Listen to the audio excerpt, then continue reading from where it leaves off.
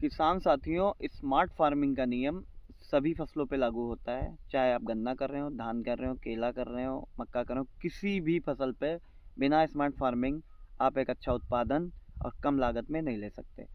तो मैं मुख्यतः गन्ना और केला ही करता हूँ। बाकी फसलें मैं समय मिलता है तभी करता हूँ, जब खेत हमारे खाली मिलते हैं।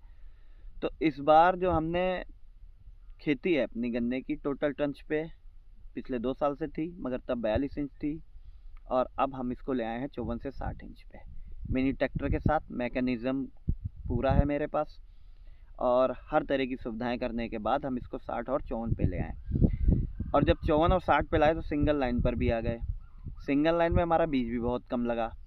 जो सिंगल लाइन में हमारा बीज बहुत कम लगा, उसकी वजह से हमारा काफ़ी पूरे 2 एकड़ के प्लॉट में आप देखिए सिंगल लाइन का ट्रंच है और दूरी 1 फुट से हमने कम रखी है। जो आँख है लगभग 1 फुट से कुछ कम है, मतलब 8 इंच के आसपास एक आँख है।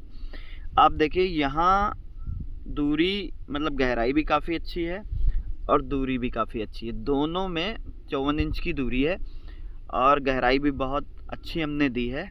और ये सिंगल लाइन है, 16202 नई वैरायटी है ये 2 एकड़ के प्लॉट में। तो मेरे कहने का मतलब है कि सिंगल लाइन कम बचत और इसमें टेलरिंग अच्छी मिलेगी। जब टेलरिंग अच्छी मिलेगी तो मेरा उत्पादन भी अच्छा आएगा। तो किसान भाइयों, मेन मेरा कहने का मतलब स्मार्ट फार्मिंग करके ही आप एक अच्छा मुनाफा और कम लागत में अब अपने खेती। इस 2 एकड़ के प्लॉट में 0238 है, ये भी सिंगल लाइन है। इसका भी जमा बहुत अच्छी तरीके से हुआ है। 0238 रोगग्रस्त है क्योंकि ये वैरायटी बिल्कुल जा रही है, तो इसकी लागत काफ़ी बढ़ गई है। इसमें आपको 4-5 स्प्रे भी कराने होते हैं और ज़मीन पर भी अच्छे ट्रीटमेंट देने होते हैं, जिससे ये वैरायटी आपको अच्छा उत्पादन देती है। कुल मिलाकर इस पूरे 6 एकड़ के प्लॉट में हमने 0238 और 16202 दो गन्ने की बुआई की है।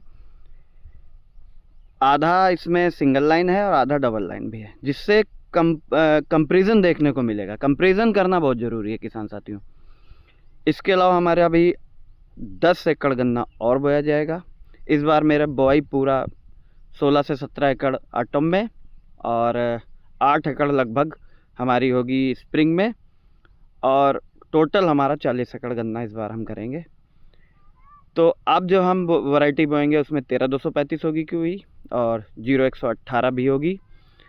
तो मेरे कहने का मतलब ये था किसान साथियों कि आप स्मार्ट फार्मिंग करके ही अपने राज्य का, अपने देश का